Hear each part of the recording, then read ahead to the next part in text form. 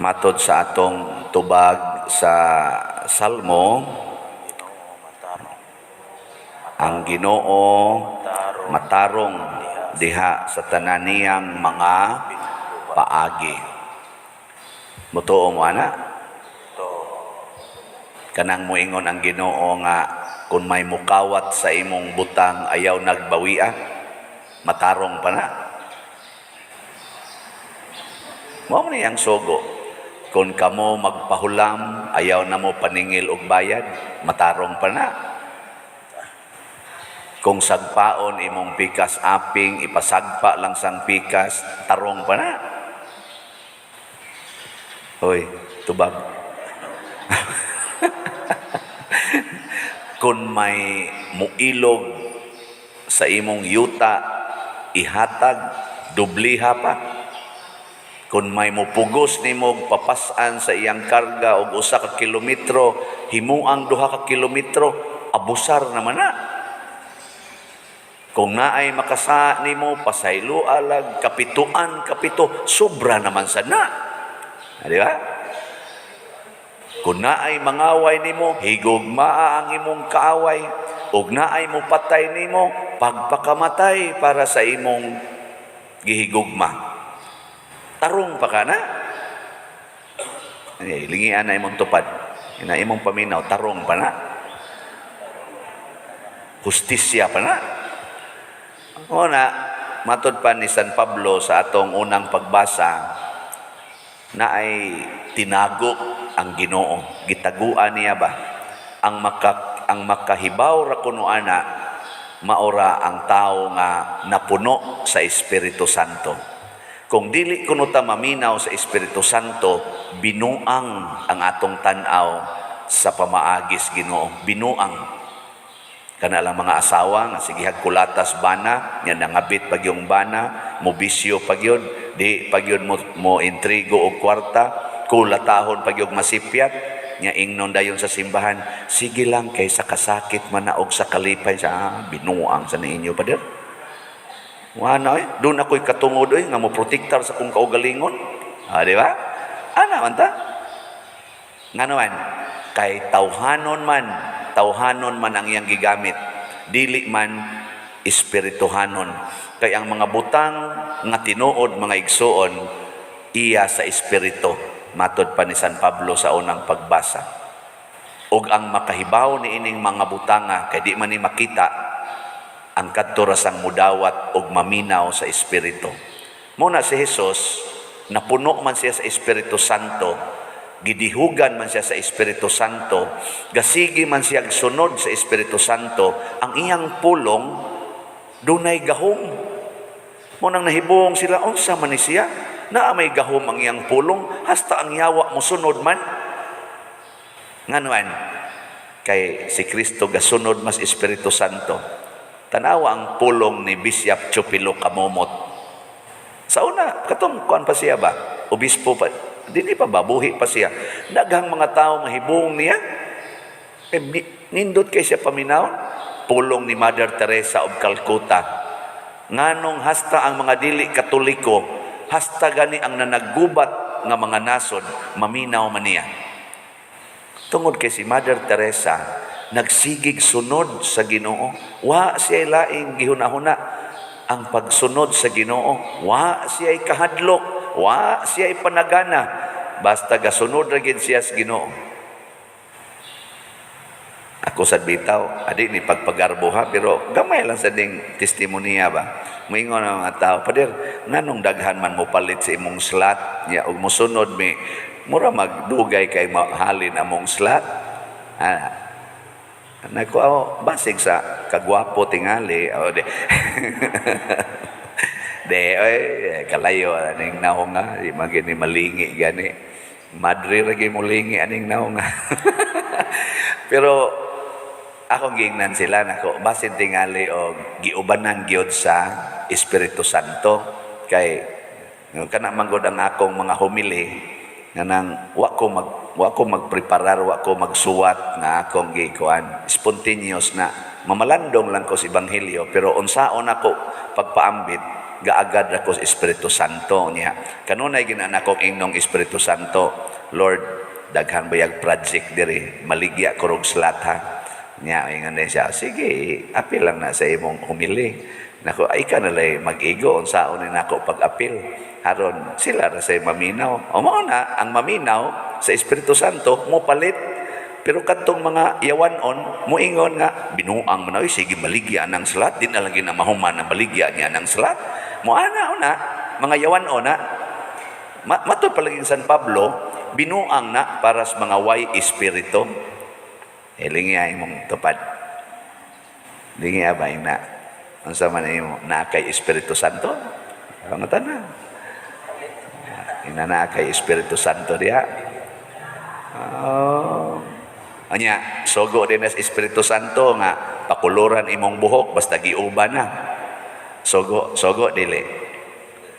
Nga kiskisan na imong kilay nya badlisi aron nindot katanawon, sogo din as Espiritu Santo diay. Adi, di ko moingon ha nga, di ba na sogo or sogo ba na? Kamoy pamalandong, pangutan na ang Espiritu Santo. Sogo din as Espiritu Santo nga magsigitag sugal ng mga sugal kanang online sabong or mga kanang mga baraha diha, mga kasino, kanang pagsugal. Sogo din na, Espiritu Santo din na.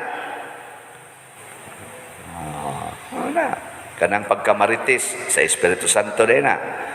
Depende. Pangutam na sa Espiritu Santo. Unsa may mga timaan nga ang Espiritu Santo mo'y nagsulti nato. Sige, tagaan ta mo mga tulo lang ka timaan. Una, inigbuhat nimo ana, wa gyud kay bisan gamay nga kahadlok. Wa ka nagbuhat ba tungod kay nahadlok ka. Panalitan ang babae nga moinom og pills kana bang para pugong sa panganak na anay kahadlok wa. Oy, hadlok siya mamabdos. Di sa to padili na sa Espiritu Santo. Ana, kakuha na mo? Ana, kanang mga manag-uyab nga mag-premarital sex, nanay kahadlok wa. Uy, ini ko man na maglisod na naglingi-lingi, kulbaan na nagmaayo. Pasabot dili na iya sa Espiritu Santo. Hadlok sana sila nga, di natunghaan ka ng mga babae niya mag-premarital sex, di na namutungha ilang binuan, magkabuang na iapil man ganing pari ana usahay hangyo padir i-pray ko nga moabot na unta say moabot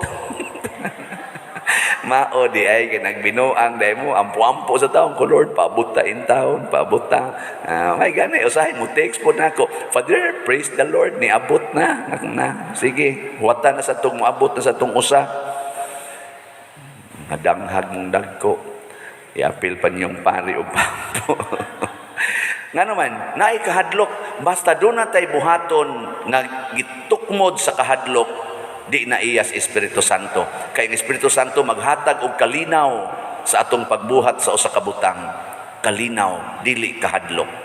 Ikaduha, ang imong gibuhat, makalipay sa kadaghanan. Kalipay bas kadaghanan, di hinuntanan. Naman masuko pero majority malipay. Analitan ron nakahuna-huna ka nga gubon ko ning akong kural aron padak-an ni akong agianan sa akong mga silingan. Nasaman? Malipay sila ana dili. Kusga. Malipay. Niya ang imong bana malipay. Labi nag-abroad siya nagpakural ato. Malipay. Depende. Ug naa siya Espiritu Santo kay mananghid man sad kaniya. Malipay pud to siya. Ikaw sad nga nakakita nga natuman ang imong plano para sa imong mga silingan, nagipadak-an nimo ang lugar para di na sila intawon maproblema sa ilang agianan. Lipay sa kay ka magtan-aw nila nga malinawon ug malipayo na silang nag-agi-agi, wa na maglisod. Maghatag yun og kalipay. Nga dayon ikatulo nga timaan makapalambo sa imong pagtuo, makita nimo ang Ginoo. Kada nimo himo anang desisyon na makita nimo ang Ginoo, mag-anaman kag kaduol gyud niya. Ang imong pagtuo ba mulambo. Dili ang tuo-tuo. panalitan ka nang naay mamatay, nga imong butangag pagkaon ang dapit sa lungon, unsa man na? Pagtuo o tuo-tuo? Tuo. O dili na iya sa Espiritu Santo, imong paguniton ang minatay, kadaghan mo kita ani og rosaryuhan nga giputol, gaana in taon gaana ang minatay ba niya ang rosaryuhan giputol, unsa man na? Pagtuo, tuo-tuo? Tuo. O kana mga inana ba? Ug na kay Espiritu Santo di na ka na maghunahunay. Dito lang kanang anas minteryo, karon mo misa mo kog minteryo, igabot dito na ay gibutang nga kulapo nya, na ay plato nga na ay inununan, na ay humba, na ay adobo, na ay pansit. Na kung ano man yung gibutang siya, may nalang pader mo simot-simot man na ang kalag. Naku ha? Musimot-simot dihaan ang inyong gibutang. Ana? Nyog na gani mo duol nga kanang mga aliwang, kanang mga sum, insa. Mao na siya ni duol ba ni simhot ana. Siya nganong daghan man siya gadasag kauban. Kayo gyud ninyong imosmos. Tuo-tuo na, di na pagtuo. Na siya. Og daghan pa kaayo, no? Atong tuo-tuo.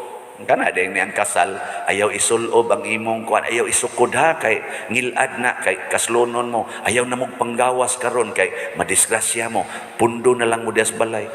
Now, ninyo paggawasan na, aron mabangga na dito. Di ba? Og mabangga, yun bangga.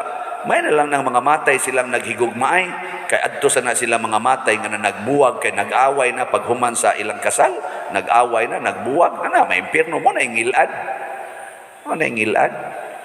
Kanang mga manag-uyab, nga magsigi na og tinukhangay, mo na ingilad. Dili ang pagsukod sa Buddha, ang sukod sa ingilad. Di ba? Ano siya? Kanang mamaligyag slat, makalipay na, dili? Makalipay. Ang mupalit, kanang mupalit ka, makalipay na, dili? Sundan na ninyo. Nindog na ta.